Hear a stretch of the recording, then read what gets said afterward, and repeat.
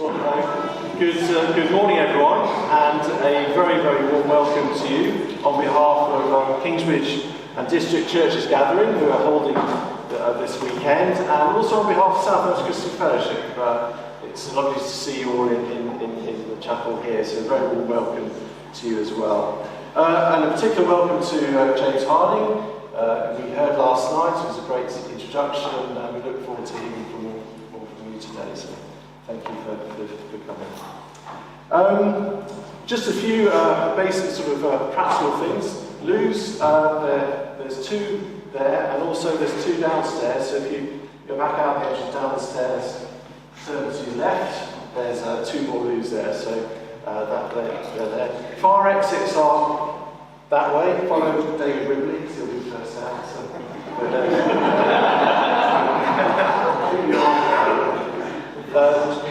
Two exits there. Also, if someone's going on there are two behind the stage, there's two staircases which take you downstairs and out the building that way. So there's another option as well. So just a reminder, with your mobile phones, if possible, obviously put them on side, but if possible, if you could turn them off, that would probably be great. So you can turn them on again, obviously, in sort of the breaks and things, but if you could turn them off, that would be good, rather than just putting them on silent.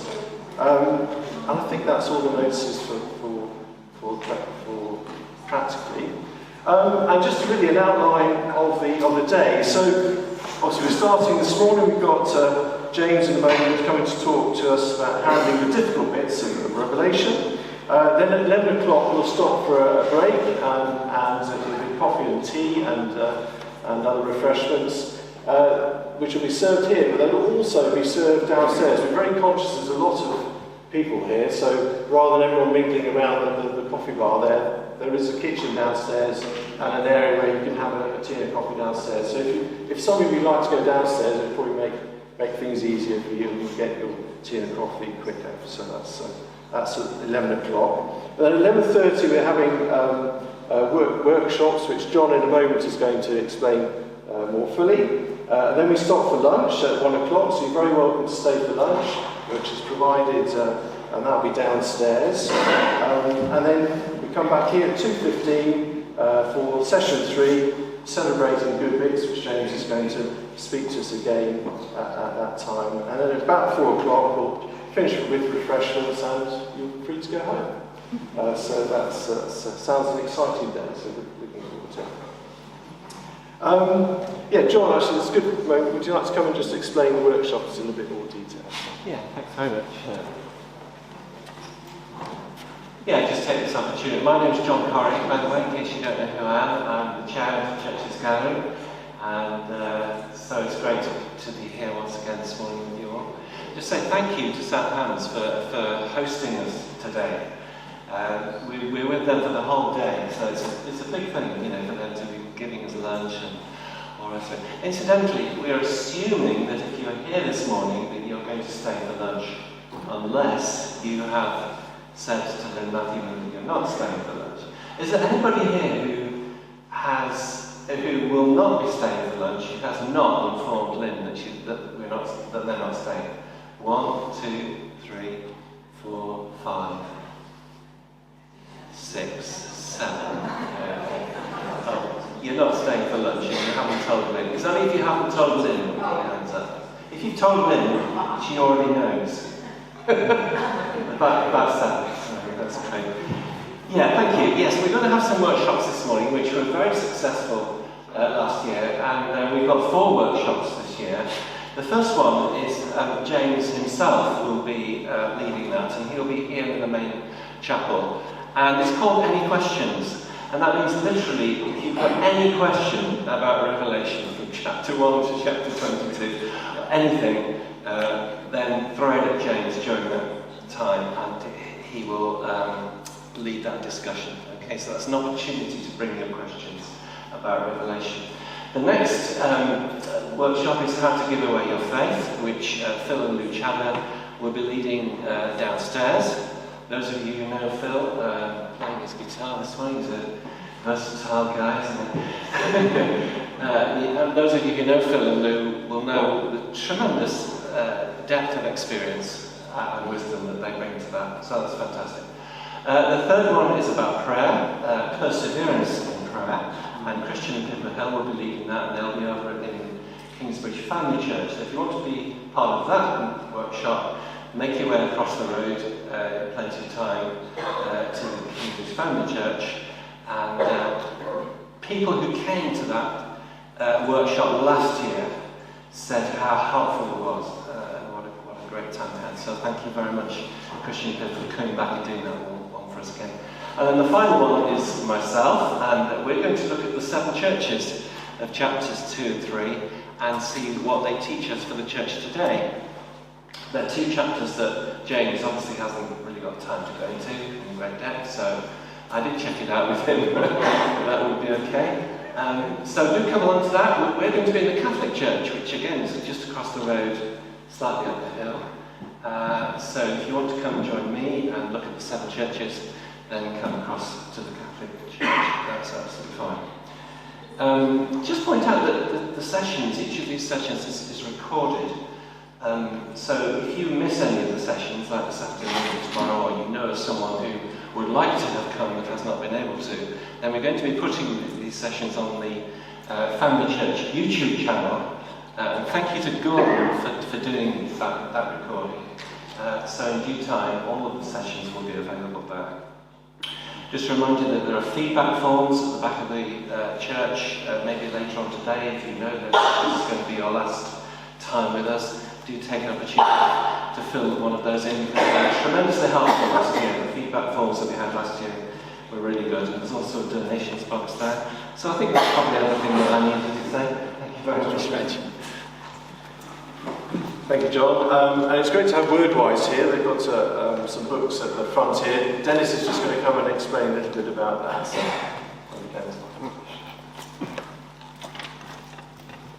sorry, I'm a bit hoarse. I've tested it's not COVID, so you're safe, but I don't know. Right, just so we've got the bookstore here, and hopefully you all know where the shop is, a couple of doors up. Got a list here of the books that James has recommended for the weekend, some of which we've got on the bookstore, others are very slow coming through, I'm afraid, but if you're interested in any of them, let us know. If we've sold out or haven't got it on the bookstore today, again let us know, and then we can let you know when they're in and show them to you. One I would mention, we've got that James has recommended, Revelation for Everyone by Tom Wright. Tom Wright has written I don't know how many books. It says on the back here, he's completed a tremendous task to provide comprehensive guides to all the books of the New Testament and to furnish them with his own fresh translation of the entire text. Each short passage is followed by a highly readable commentary and helpful background information. The format makes it appropriate also for daily study. So a very popular Christian author, so do have a look at that and some of the other stuff we've got. If you haven't got cash with you today, I'm afraid our card machine won't stretch this far, but we can make other arrangements for you, let you have the money. And so if you want to order anything that we do sell out of, again, we can sort this out for you. Thank you, Dennis. So as we come to, we're going to have a time of worship now, so as we come to open up our sort of meeting, I'll just open it in prayer. So. Lord, we do thank you that you are an almighty God, the God of this creation, creator of this world. And yet you love each one of us individually. You know everything about us. And that is beyond our understanding, really. But we thank you that that is true. Lord, you love us. You forgive us. And we praise you for that. And Lord, help us to, during this day, have our minds and hearts open to what you have to say to us this morning and this afternoon, so that we can hear from you. It might be challenging at times, but Lord, help us to take that on board and act on it. And Lord, we just ask that as we come and worship you now, Lord, that our hearts again will be open to you. And Lord, that the worship will be pleasing to you. In Jesus' name. Amen. Just as we come to worship, I'm just going to read some verses from Psalm 95. Come, let us sing for joy to the Lord. Let us shout aloud to the rock of our salvation. Let us come before him with thanksgiving and extol him with music and song. For the Lord is the great God, the great King above all gods. In his hand are the depths of the earth, and the mountain peaks belong to him. The sea is his, for he made it, and his hands formed the dry land. Come, let us bow down in worship. Let us kneel before the Lord our Maker, for he is our God, and we are the people of his pasture, the flock under his care.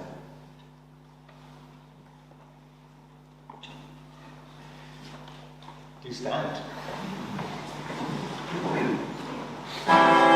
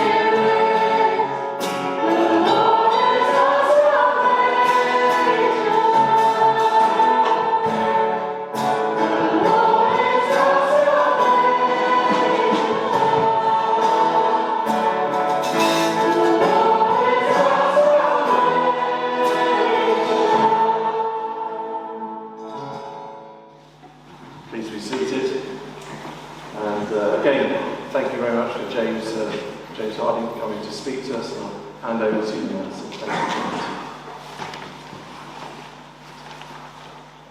Thank you. Great. Good morning, everyone.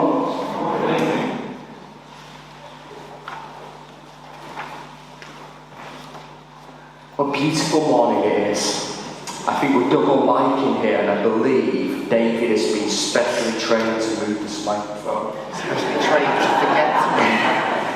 He had one job. No, he had two. He had the drums as well. 2 jobs is one too many. It's lovely to see you all. I feel like this is God speaking through this microphone with so much echo and volume. Great, wonderful, that's better. It was beautiful driving over from Ivy Bridge this morning. The mist as it gathered in the valleys, and just rejoicing in God's creation. I want to do a very quick recap of the 6 hermeneutical clues that we looked at last night. In fact, let me see a show of hands. Who was there last night? Almost everyone, which means if you weren't, this is going to be really good, because on your rows, I want you to turn to the people next to you and say, what was James's point about that word, the very first word in the book of Revelation, apocalypsis, or in Latin, revelatio? What did it mean? Over to you. Let's keep it snappy, really flipping out.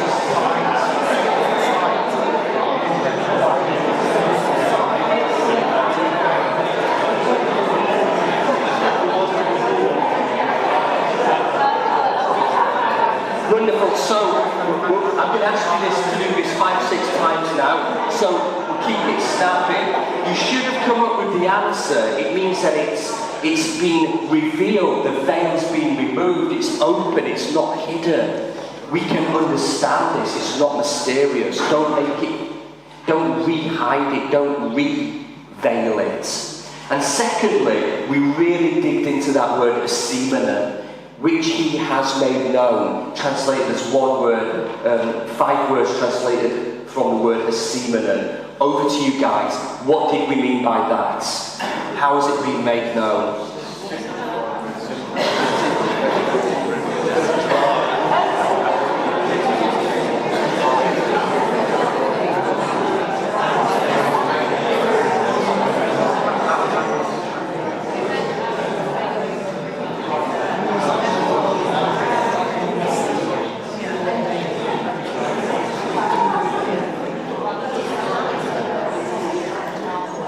Wonderful. So I'm hearing words like signified through signs and symbols, and the idea is John tells us in the first 3 verses of his vision how we are meant to read this, how it's made known. He puts the clue in there. It's made known through signs and symbols for asimonon. It's not epistemological knowledge through sense experience. It's not gnosko, logic, rational knowledge, precise knowledge of the details. He could have used either of those words, but he didn't. He chose the word asimonon, which is used as signs and wonders and symbols. And then the next thing we know is that twice in the first 3 verses it says blessed. Blessed is the one who speaks, and blessed is the one who hears. So when we come to interpret the book, what does that mean? It's the opposite of. This book shouldn't be scary or terrifying. It shouldn't make us anxious or worried. It should comfort and bless and encourage us. And we looked through the lens of the Beatitudes. Blessed is the one, blessed is the one, blessed is the one. And we looked at how so often, particularly when we look at this kind of stuff we're going to look at in the next hour, it's terrified is the one who reads this, and anxious is the one, and scared is the one, and actually if we go down that route, we've got it wrong. And then we looked at the word terio, keeping, and the idea of keeping the words of this prophecy, that the prophecy, if we had to keep and obey the prophecy, it's not future predictive foretelling, but it's present, instructive, foretelling. This is prophetic in the Old Testament sense of the great Old Testament prophets, who throughout their prophecies said things like this: if you keep behaving like that, then something bad will happen to you. You see how that's an instructive moral prophecy, not a future predictive prophecy. And then we looked at the threefold nature of prophecy. Remember, I said to you guys that prophecy is always fulfilled on three levels. It looks back to its historical. Good. You can speak out loud in this. It looks back to its historical context. It looks to Jesus Christ, its Christocentric context. All of the law and the prophets fulfilled in me, Jesus said. And it looks to the end, the time of the church in the last days, which I tried to argue from the day of Pentecost, is the time we're in now. It's not let's read the sign of the times, are we in the end days? No, we're in the end days. We have been, there's nothing strange or mysterious about that. We've been in the end days since the day of Pentecost. In the last days, these things will happen. And then, what was that very, very, very little two-letter word that we looked at? Of. So important, isn't it? This is not a revelation of you and your future. This is not a revelation of Donald Trump or whoever is the latest person on the scene. This is a revelation of Jesus Christ, who, chapter 1 tells us, was and is to come. Just like prophecy was and is to come. And then I put up that picture that was drawn in 1199, and then it all got a bit weird, right? Joachim of Fiore, 1199, and I said, this guy Joachim used to draw pictures of the book of Revelation, and actually I think he got it right. And he talked about these three recapitulatory spheres.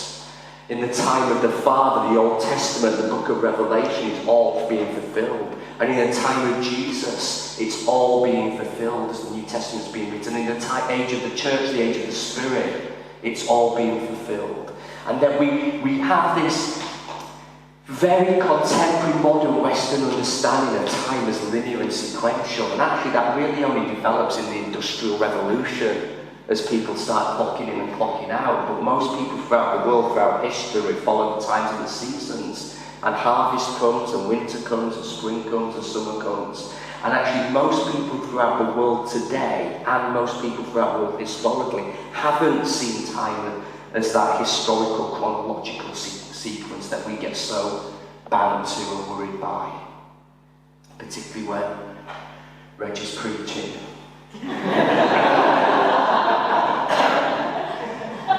Okay, now these things are now going to help us deal with all this crazy stuff we look at, dragons and monsters and blood and suddenly in the book of Revelation.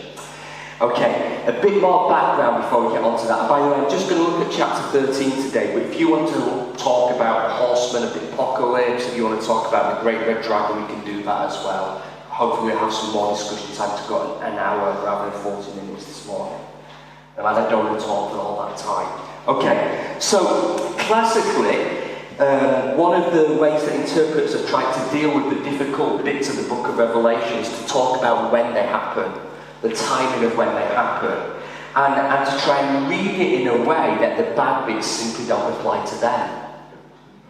If you want to know more about this, I know it's not on the book, I strongly recommend a book by the Reverend Dr. James Harding called Babylon and the Brethren, which looks at how the book of Revelation is being read in the South Hams between 1826 and 1900. Archival work, and then looks at the things that we can learn from that later on. Okay, so here's how people have tried to say the bad bits, I don't have to deal with it. These are the schools of interpretation.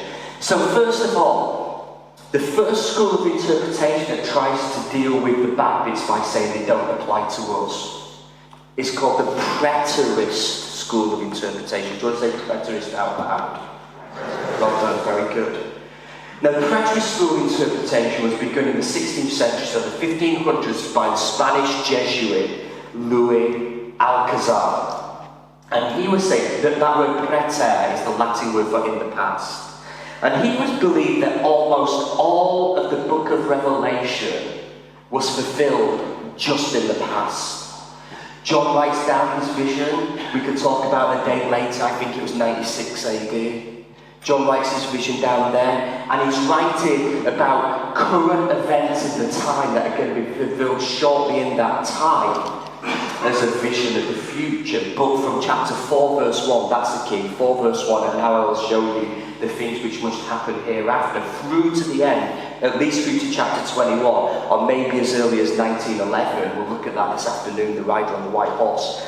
That he was saying that in 96 AD, when John wrote them down, they were future events at the time, but now they are distant past events because they were all fulfilled in the first 400 years of the church's history.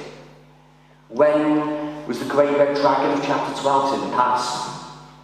When was the Antichrist in the past? When was Babylon in the past? When was Beast from the Land in the past? None of it's now.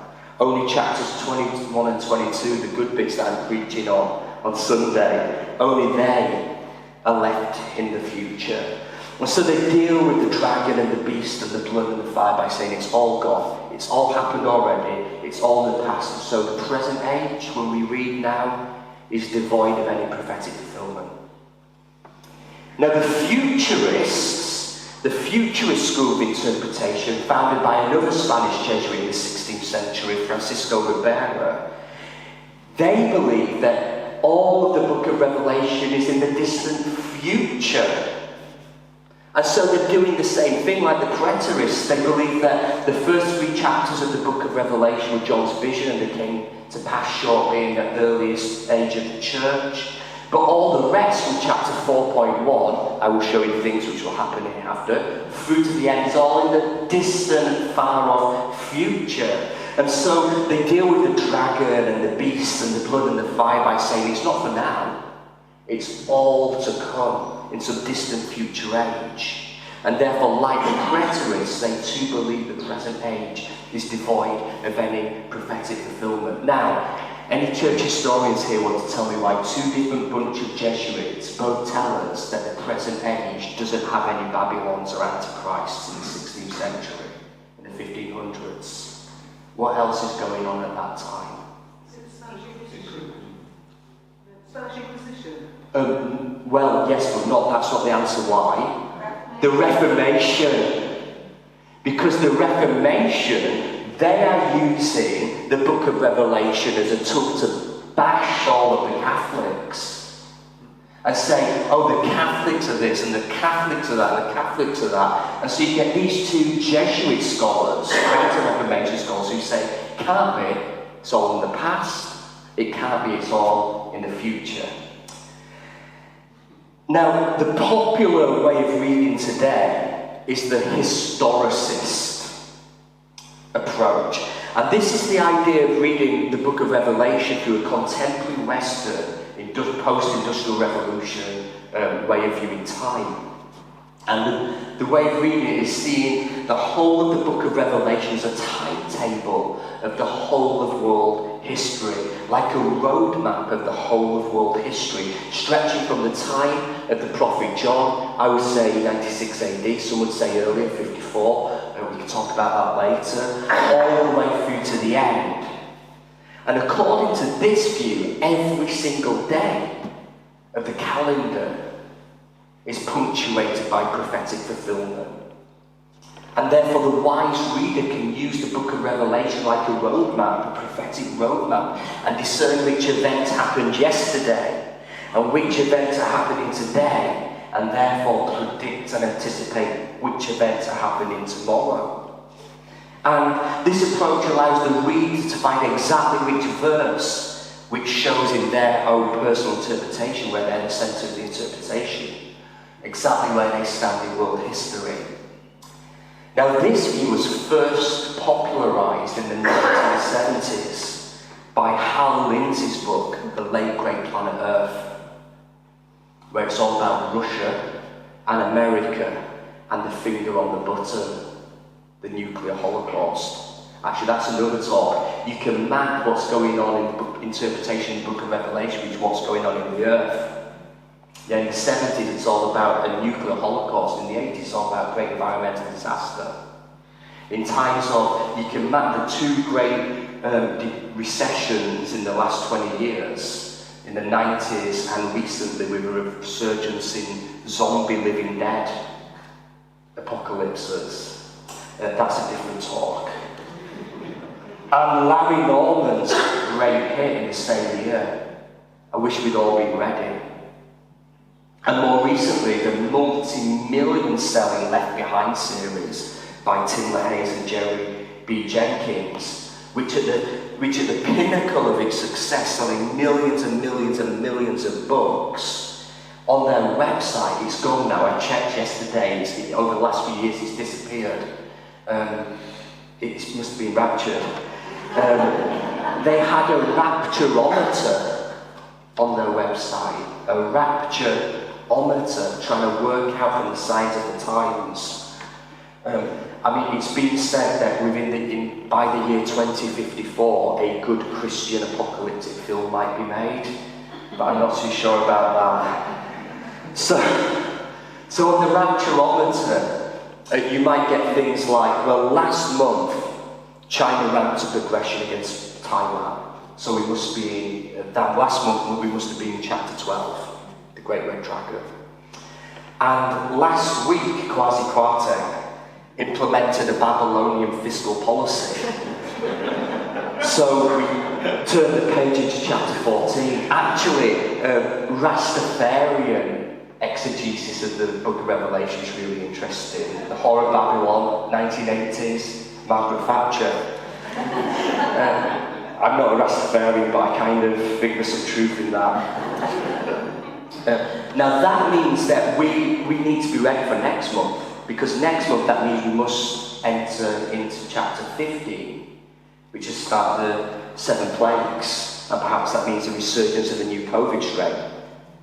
Now it's a very typical historicist approach. That's the dominant approach to reading the book of Revelation today. And so historicists deal with the difficult bits by not by saying it's all in the past doesn't refer to us, not by saying it's all in the future doesn't refer to us, but by saying, let's be prepared. Let's watch for the signs of the times. Let's work out the day and the hour. The problem with this approach is that it's not scriptural. For as Jesus himself says in Matthew 24:36, no man knows the day or the hour, not even the angels in heaven or the Son, but the Father only. We also read of similar injunctions in 1 Thessalonians 5 and 2 Peter 3. And Jesus himself tells us that it is a wicked and a perverse generation that seek after such a sign from heaven, in Matthew 12 and Matthew 16. And my problem with this approach, and it is very popular, is that it's very self-centered. Then it becomes about a revelation of me. I think it's quite egotistical. It makes the book of Revelation all about me right now. And what that means is it robs the book of Revelation of its ability to cover comforts over suffering Christians in other time periods. And so when historicists say right now Putin is the Antichrist, they're implicitly saying that Nero in 55 to 60 AD was not, and Saladin in the 11th century was not. I checked that date, I might have just made it up.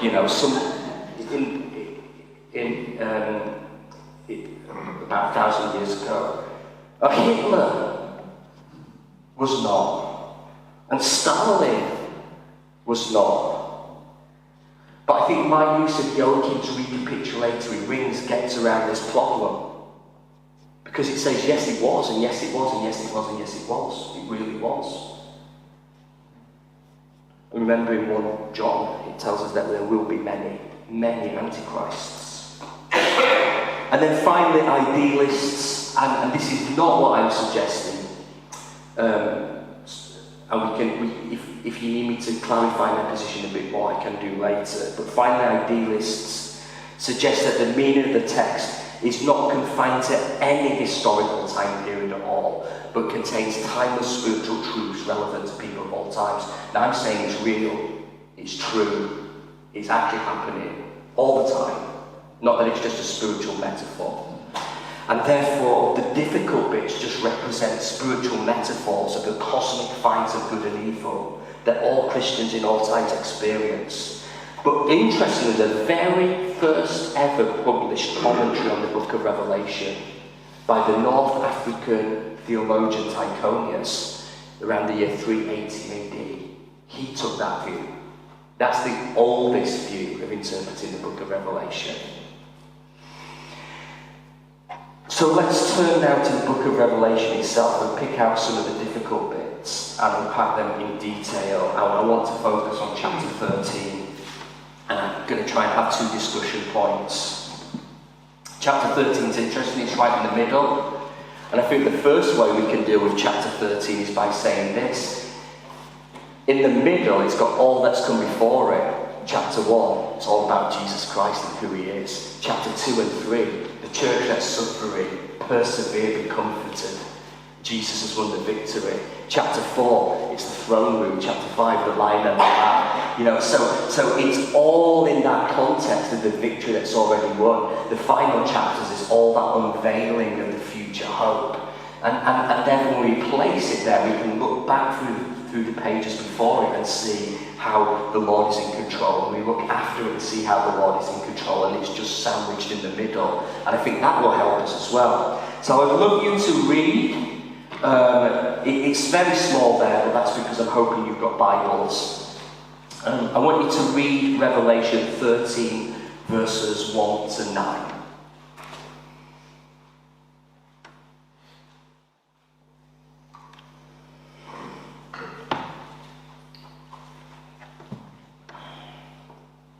Well, that's exciting stuff, isn't it? You don't normally get a sermon on that on a Sunday morning. So I'm going to just say a few bits and pieces about how I understand this beast, and then I think we'll have a discussion time. So we've got the first of two beasts here. Well, we've actually got a dragon. We can talk about the dragon as well in the discussion time. We've got the first of two beasts here in Revelation 13, the beast from the sea, verses 1 to 9, 1 to 10 perhaps. Now, whilst these two beasts, one from the land and one from the sea, they should be reminding us, they're certainly reminding John when he has his vision, back to the Old Testament, to the book of Job, and the Leviathan in Job chapter 41, and the Behemoth in Job 40. Remember, John is a prophet, and when he uses that word prophet, I, John, prophet, he sees himself as standing in a great tradition as prophets, as the last and long line of prophets. And the scriptures he has access to are the Old Testament prophets. And so he has the Old Testament scriptures in one hand as he has his vision. And he sees his vision and he thinks back, like any Old Testament scholar should do, to the book of Job. To Job chapter 40, to Job chapter 41, with the Behemoth and the Leviathan. And then we read in Daniel 7 about the beast from the sea, which is very similar in imagery to the beast from the sea in Revelation 13, but in Daniel 7, it's the differences that I'm interested in. In Daniel 7, we don't have one beast, we have four beasts. Four beasts from the sea. A winged lion, a three-tusked bear, a winged leopard, and then a 10-horned beast that's fiercer than the others. When? Right before the Son of Man returns. That's Daniel chapter 7, 9, verse 14. So that's looking back. Of course, the Son of Man did return. Around about 4 AD, depending on how you calculate. Jesus himself identifies as the Son of Man from Daniel. Now in Jewish tradition, looking back at the historicity, so the first of the cycles, the first of the rings I want to interpret this on, Babylon was the first beast in Daniel. And actually, the beast in Daniel, the first of the beasts, looks just like, you can Google it later, the Babylonian god Lamassu, portrayed as a winged lion. You can still see a statue of Lamassu on the gates of Babylon, now housed in the Louvre Museum, Paris. By the way, I went there a few years ago with my mum with her blue disabled badge, and we were able to park right outside. Strongly recommend it. And you can go there, you can see Lamassu, you can see this image from Daniel chapter 7. And then the second empire was the Medo-Persian bear under Darius and Cyrus. Cyrus is interesting, don't think that's Cyrus. He's called the Messiah twice in Isaiah. Bloodthirsty Messiah. And then the third beast was the Greek kingdom under the Seleucid rulers. So you've got people like Antiochus Epiphanes, and this is around about 150 BC, and these guys were really bad. Really bad. These are the ones that sacrificed pigs on the altar in the first temple. And then Daniel's fourth beast is an iron-toothed beast, represented the Imperial Roman Empire. So we've got 4 different beasts, and they're sequential. 4 different empires, all of which persecute the Jewish people, the people of God. But in Revelation 13, we have one beast. One beast from the sea, with characteristics of all 4 of Daniel's beasts, all blended together into one composite image.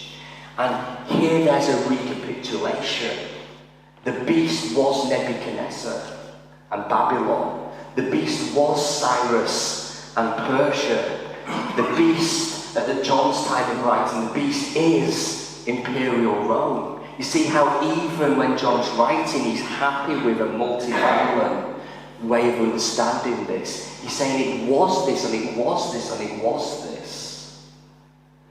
But when we realise that that's what John does, in using such a composite and sequential image, I think what John's actually naturally inviting us to ask, and hopefully what you want to say out loud right now is, well, if it was Nebuchadnezzar in Babylon, and then it was Cyrus of Persia, and then it was Nero in Imperial Rome, who's the beast today?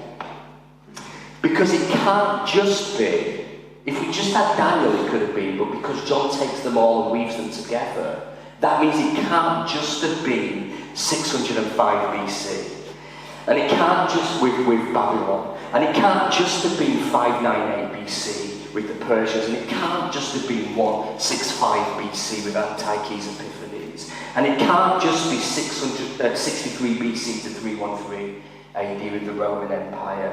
And therefore it can't just be today.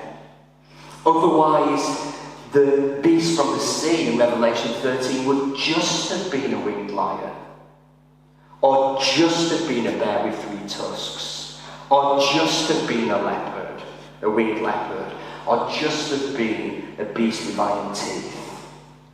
But can you see how by conflating all of these images, this means that the beast from the sea is every kingdom, and every empire, and every ruler that speaks blasphemous names, haughty and blasphemous words, verse 5. Any kingdom or ruler that opens its mouth to utter blasphemies against God, blaspheming his name and his dwelling, verse 6. And so now we have to ask ourselves the question for the identity of the beast at any time, and let's say, for example, today, what is blasphemy? What is blasphemy? It's very simple. Put simply, there's only 2 ways you can blaspheme. Either saying, God is not God, or I am God. They're the only 2 ways you can blaspheme. And we can see how easily that applies to the kingdoms noted earlier. You know, if you go to the British Museum, you can see there a clay cylinder from the time of Nebuchadnezzar, where Nebuchadnezzar is called the King of Righteousness, the Good Shepherd, the administrator, the totality of heaven and the underworld. That's a blasphemy. And so various rulers and emperors such as Nero in 60 AD, Domitian in 90 AD, all demanded being worshipped instead of God. That's blasphemy. They said, call me Lord, call me God, call me the Son of God. That's blasphemy. So you see how the identity today of this beast has to be a system or an individual that sets itself up as divine, that denies that Jesus Christ is divine and demands to be worshipped instead of Jesus Christ. That's the beast from the sea. But why from the sea? Final question before we have a discussion. Well, there's a tradition in Asia Minor and her ports and all the islands, an idea that whatever comes from the sea is foreign, and whatever comes from the land is native. So there's an element of foreign religion here. And interestingly enough, there was this very popular myth written in the non-Christian writings at the time, during the time of the Emperor Domitian, when John's writing this, 95-96 AD. A myth of the resurrection of Nero. Nero Redivivus, it was called. People say Nero's coming back. Nero's coming back. He's coming back at the head of the Parthian army from Iran. And he's going to take Rome back to the good old days where you can burn a Christian and get away with it. And I think that provides the backdrop for the beast from the sea. After all, verse 3 tells us the beast seemed to have received a death blow, but its mortal wound had been healed. That's Nero's second coming. Well, of course, the spirit of Nero, of the beast, lives on. Babylon, Persia, Rome, Nero, Domitian, and anything else that sets itself in the place of God. Do you want to have a little discussion about that?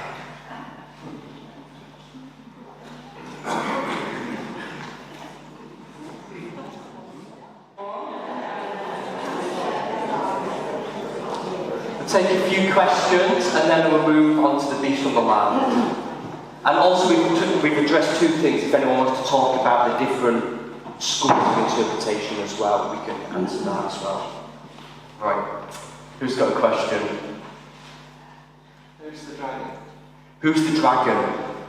So Revelation chapter 12, we're introduced to this great red dragon. Now in popular exegesis, the great red dragon in historicist exegesis is generally seen as China. But it cannot be China. And actually, I've had the joy of working in the Chinese Academy of Social Sciences in Beijing for 5 or 6 years. And I had the real privilege of being able to stand in the chairman for the thoughts of the auditorium for the thoughts of Chairman Mao and talk about Revelation 12, which is quite unusual. And actually Revelation 12 tells us that the Great Red Dragon is not China, because it tells us who the Great Red Dragon is. And to do that, it gives us, we need the circles, recapitulation, and we need the word semen. Revelation 12 says, the Great Red Dragon, who is that ancient serpent. That's the Asimonon of the Asimonon. The Great Red Dragon is an ophis. Dracon is an ophis. The dragon is a serpent. But that still doesn't answer the question. And the serpent is the ancient enemy, the deceiver, Satan himself. So how can it be a country, a place? Of course, when I've done Alpha course or something like that, or I've done Bible studies with Chinese students, when you come across Revelation 12, it's so confusing to them, and it makes you realise we read from a historical place. Because there's not much better in Chinese culture than a dragon. That's the best symbol. Well, actually, no. A red dragon's even better.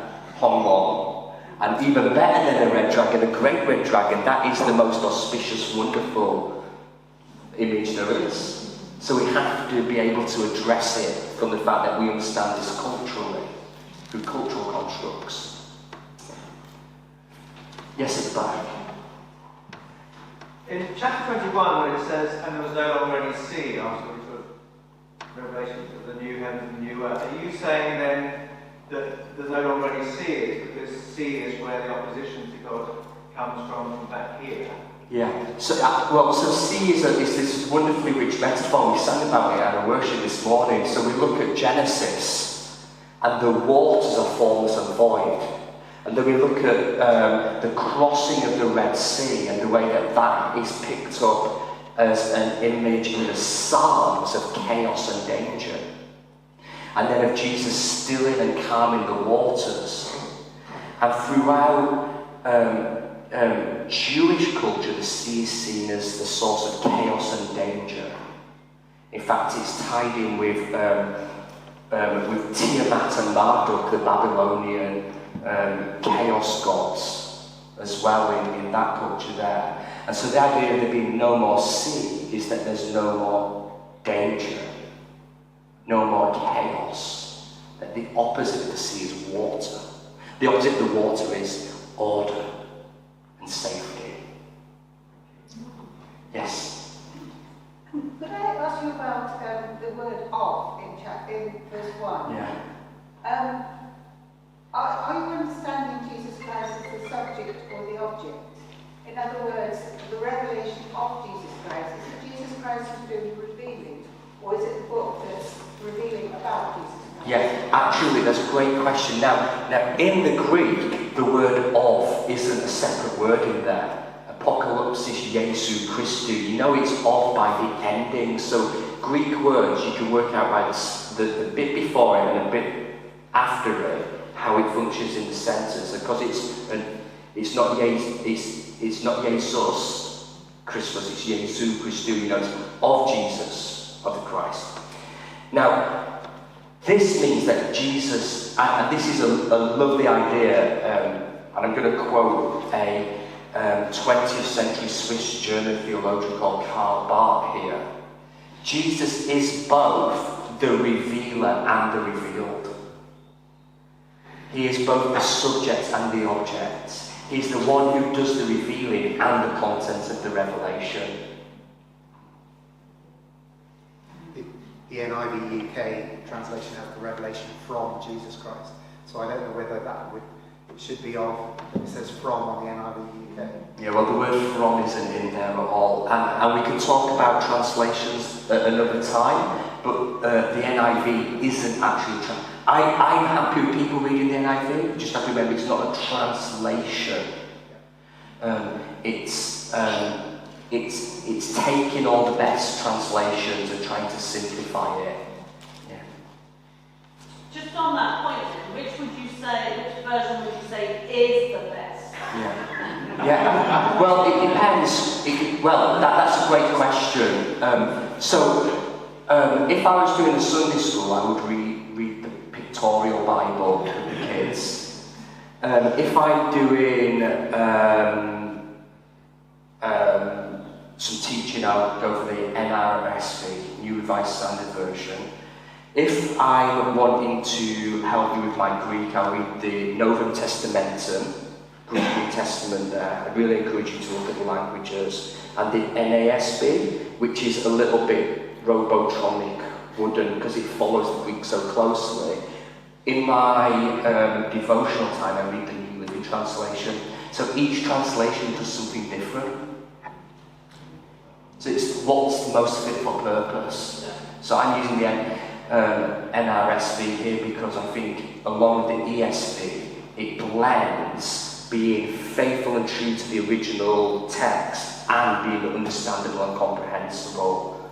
It does the best of both. Which one did you say there's that? NRSV or ESV. Right, we'll have another discussion question time, I think, later. If we don't, apparently I've got an hour and a half for any questions later. Okay, let's look at the beast on the land. Would you please read in whatever translation you wish? Revelation chapter 13, verses 11 to 18.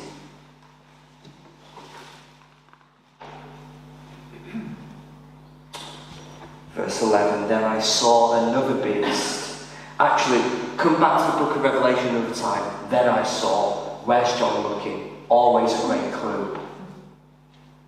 A little insight there for you. Then I saw another beast that rose out of the earth. It had 2 horns like a lamb, and it spoke like a dragon. Now, when I used to do this session up in Liverpool, I always used to say, like, the most important word like in the book of Revelation, like, is the word like.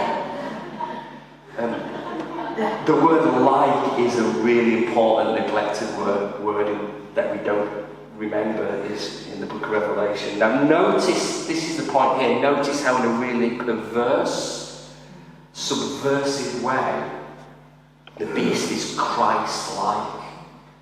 And that's important. You think back to the resurrected beast from the sea that we just looked at. How similar this miraculous resurrection is to the resurrection of Jesus. And this builds on a seeing versus hearing paradigm in the book of Revelation. We'll look at that later on this afternoon when we look at the lion and the lamb. This play on words between seeing and hearing. The beast from the lamb looks like a lamb, but sounds like a dragon called Satan. So the important thing to see here is in a perverse, inverted, subversive way. This beast is Christ-like. And so the healing of the wound, and in the lamb-like appearance, we have this parody, this mockery, this imitation of Jesus' death and resurrection. And so whereas the beast from the sea represents foreign overseas religious blasphemy that looks Christ-like but was actually violent and warlike, the beast from the earth is considered by some commentators to be local, indigenous beliefs, mystery, paganism, mystery cults of Asia Minor. And I found this one really important teaching with Chinese Christians in Malaysia. The idea of involvement in ancestral traditions and practices, cleaning the graves, lighting incense sticks, those things may look like a lamb. They may seem harmless enough. They may even seem a little bit like Christianity. They may even have a supernatural or miraculous element. And yet, this kind of lamb speaks like a dragon. Here we see a fake lamb. The real lamb died in weakness and was raised to life by God's power. The fake lamb promotes a different resurrection, the worship of a power based on strength and fighting and conquering and war and the sword. But we read a little bit more. We read about the mark of the beast. Oh, sorry, you could have done with that earlier. Verse 16. Also, it causes all, both small and great, both rich and poor, both free and slave, to be marked on the right hand or the forehead, so that no one can buy or sell who does not have the mark. So, actually, when we read this about the marking or the sealing, we need to read it in the context of what's gone before. And we've not had, when I do this, by the way, I do a 12-week, 36-hour course on this that any one of you can come and audit over in Plymouth if you want to, where we spend a whole 10 weeks, 3 hours every Tuesday morning looking at the book of Revelation in a bit more detail than we can do this weekend. And when you read Revelation chapter 7, in Revelation chapter 7, the righteous, those that are redeemed by the Lamb, they are sealed. They are marked. They're marked out and sealed as the servants of God. And the sealing here is an inversion or a parody of that. Actually, do you know, it's really interesting to point out that the book of Revelation contains more references to the Old Testament than any other New Testament book, but almost no quotations. And sometimes what happens in the book of Revelation is it's an inversion or a subversion of the Old Testament metaphor, the most obvious one being the days of creation. How many days of creation? No, everyone says 7. Sorry guys, it's 6. Everyone always does that slightly naughty joke on my behalf. 6 days of creation followed by Sabbath rest. The 6 seals, the systematic unpicking of the 6 days of creation inverted, and the 7th seal is a Sabbath silence or rest. Anyway, so there's an inversion going on here with the sealing. And what we see here is there's an economic and political act rather than a religious act. You see how the stuff we were talking about before was about religious beliefs and supernatural, miraculous beliefs. This is economic and political rather than religious, because this act of marking, without the mark you cannot buy or sell. So with the first beast it's religion, with the second beast it's economic, trade and politics. Now, what happens in the later persecutions of the church, and by the way, when Christians are being persecuted, that's when you know the book of Revelation wasn't being written. So you can work out who persecuted people and who didn't persecute people. You say, well, it definitely wasn't written during the reign of that person, because it wouldn't have needed to be written. There's no persecution going on. But under the later persecutions of people like Diocletian and Decius, so we're talking 250 to 300 AD, we know that the Roman authorities stamped certificates, gave seals to those who were loyal to the emperor and who had participated in the ritual of worshipping and sacrificing to the emperor. They got a seal. So perhaps that's already beginning to happen. It didn't happen during Nero's era. But some historians said perhaps that's happening in 96 AD towards the end of Domitian's era, when I think it's written. But certainly when this is being written, and actually this is an insight to whole of Paul's writings, you can read this. This will be helpful for you. People in the Greco-Roman world had to be members of various trade guilds. And these trade guilds were collective associations of artisans and merchants, and at best they functioned as professional fraternities, and at worst they functioned as price-fixing cartels and secret societies. In Philippines the word syndikos is used, like that word syndicate, where we get the word syndicate from, to refer to these price-fixing cartels in the ancient world. And the Roman Empire had collegia for everything. Collegia of weavers and dyers and shoemakers and doctors and teachers and painters and grave diggers, and every other trade had its own collegia. And documents still exist from that time of lists of the names of people who hadn't paid their collegia membership fees, those who had paid their membership fees to the collegia. And here's the thing, each collegia, each trade guild had its own god. So if you wanted to sell your product, or if you wanted to work in a particular trade, or you wanted to buy something from a particular collegia, you had to pray and sacrifice to the guild god. No sacrifice, no sale. And we can read some of these prayers in the ancient literature.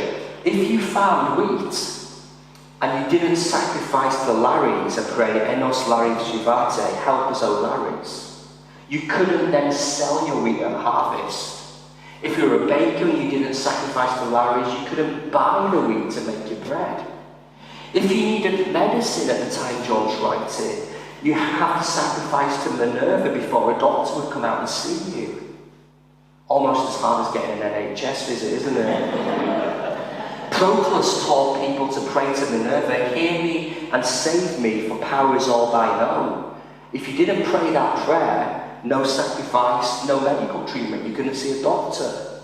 In the year 133 AD, actually when the Grave Diggers Guild went on strike, in the year 133 AD, Their trade was dedicated to the goddess Diana.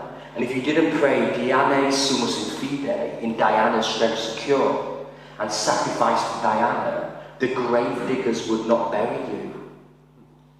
Can you imagine what that must have been like? Can you imagine what that must have been like for a follower of Jesus?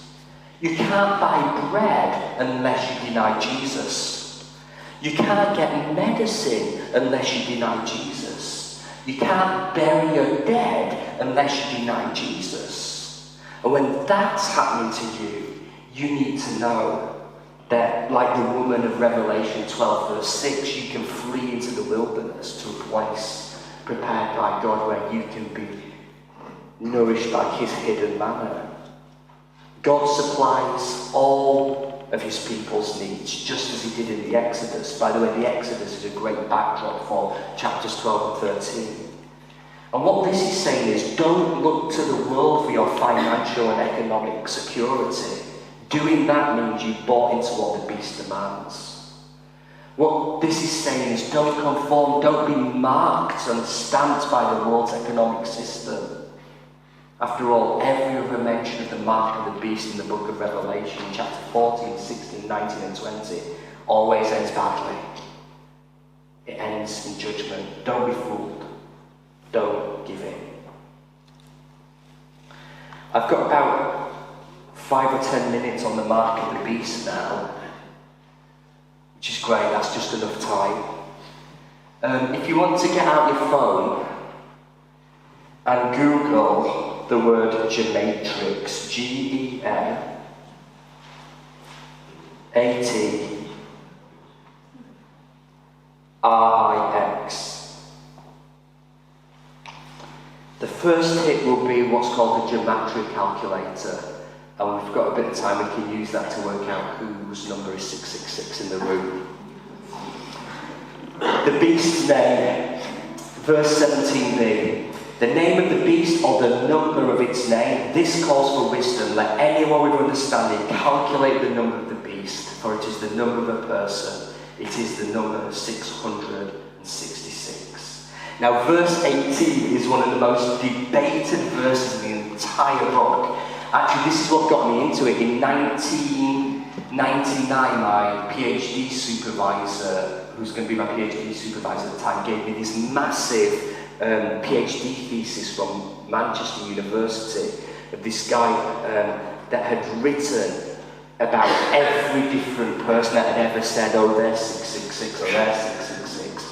And actually that got me fascinated in this area, but it's really highly debated. I want to give you 3 different categories of how we can interpret it.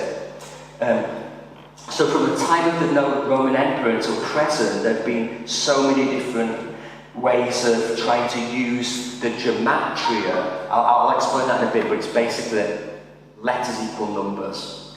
Numerology, letters equal numbers. Then it's this various world leader. This world leader must be the beast. So if you Google it, you know, people will be like, oh, well, it depends what's happening, you know, it's just changed. The most hits on Google used to be Donald Trump, but that's changing now. It would be. And then some people have said that 666 is chronological and sequential, so it's 6 the Roman Empire, 6 the papacy, 6 Islam, or 6 something else. And then the number, thirdly, can be taken as a symbol for the Antichrist or anti-Christian power. And here's how it works. The principle of gematria and numerology is this. In the languages of the ancient world, specifically Greek, Hebrew, Aramaic, and Latin, different letters had different numbers. And let's take Greek, and actually capital letters and lowercase letters, have different numbers. But alpha 1, beta 2, gamma 3, delta 4, so on and so forth. And gematria was the practice of representing words and names by the sums of their numerical equivalents. Now, this is fascinating because in the Sibylline oracles, Jesus is referred to by a number, not a name. Jesus is referred to as the number 888 as a gematria. Now, if we were in China now and you were Cantonese, you would all shout out, fat, fat, fat, looky, looky, looky, because there's a play on words in Chinese culture between eight and lucky. But no one did that. But that's fascinating culturally. But Jesus is referred to as 888 in these Christian writings around about the same time. And you can do that for Nero. If you put Nero's name into a gematria calculator, you get 666.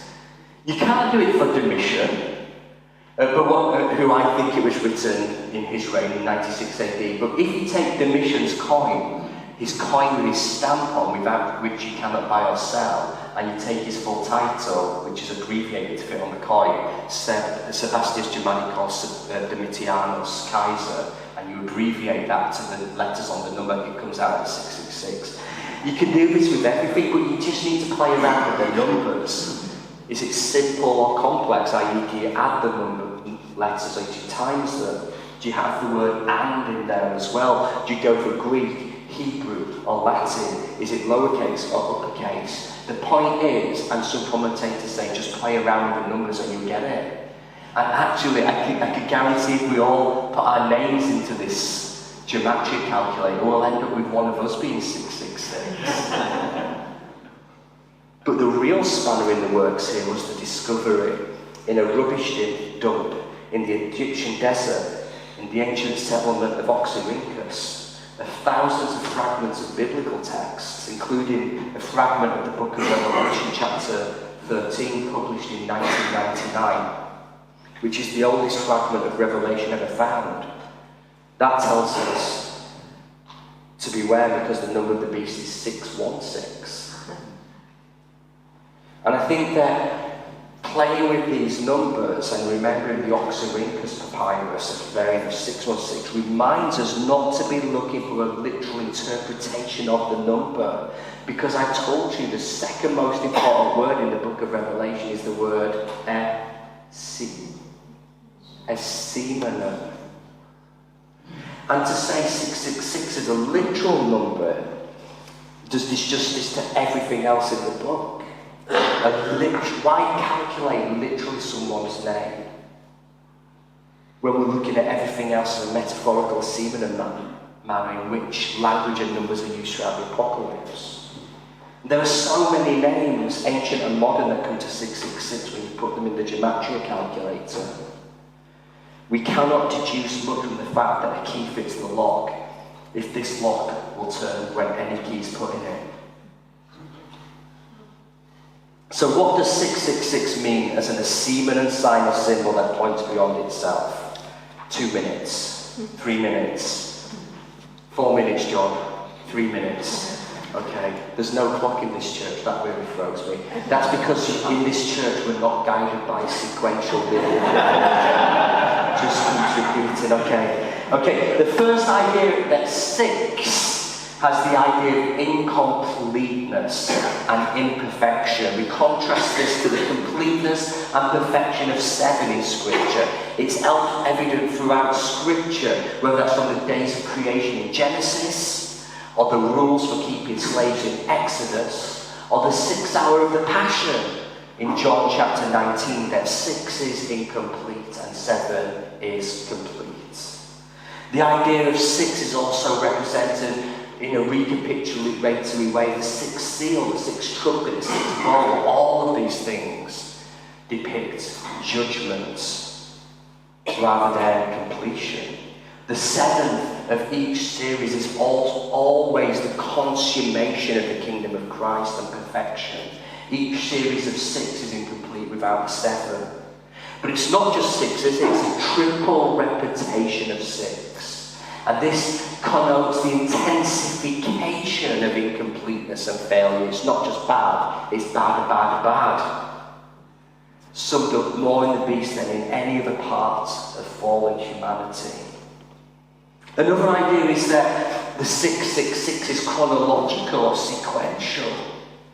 It's not just 6, but 6, 6, 6. And so some scholars say, well, 6 represents the Roman Empire, and 6 represents the Roman Catholicism of the 1600s and the papacy, or the Islamic emperor, or the next 6 represents the German Kaiser and Hitler. And interestingly enough, people have done things with the names that got 666 out of them, well, they would do. But of course, you don't need to literally do that to see that people like Nero, Stalin and Hitler, a triple reputation, are prime examples of the semen and expressions of the beast. How is the number 6 recapitulated in the beast-like rulers of different ages?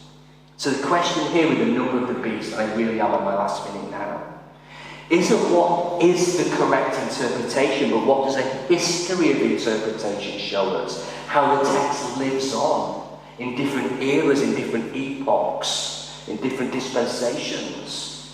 Especially whenever Christians find in their own context that their context is the same as the context of the first readers to which the revelation was originally written. How did Christians in the Middle East in the 11th century use the image of the beast to help them make sense of their sufferings during the Islamic quests?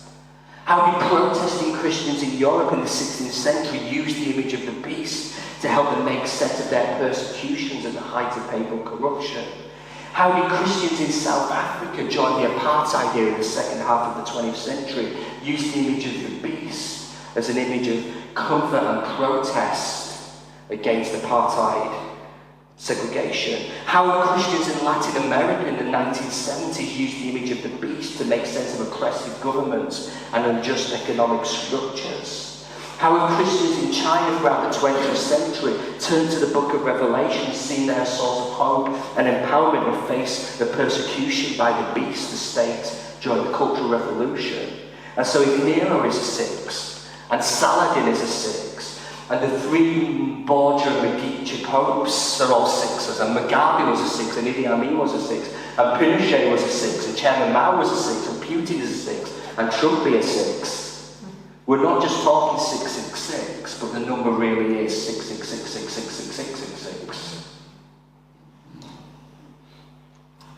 That's the end of this session. Who'd I hand it over to?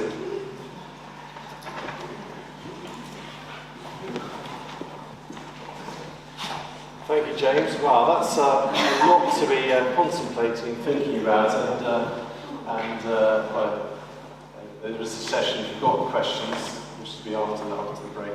So we're just going to close with another hymn song, which is "Crown Him with Many Crowns."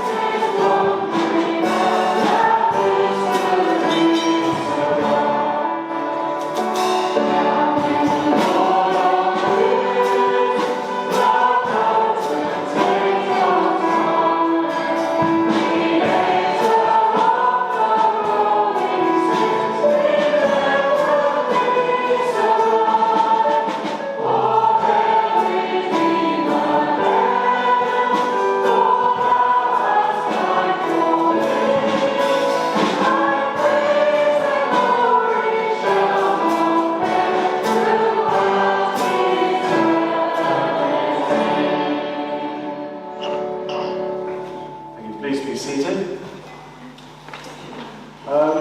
We're going to break now for sort of half an hour for coffee and tea and refreshments. I'd just like to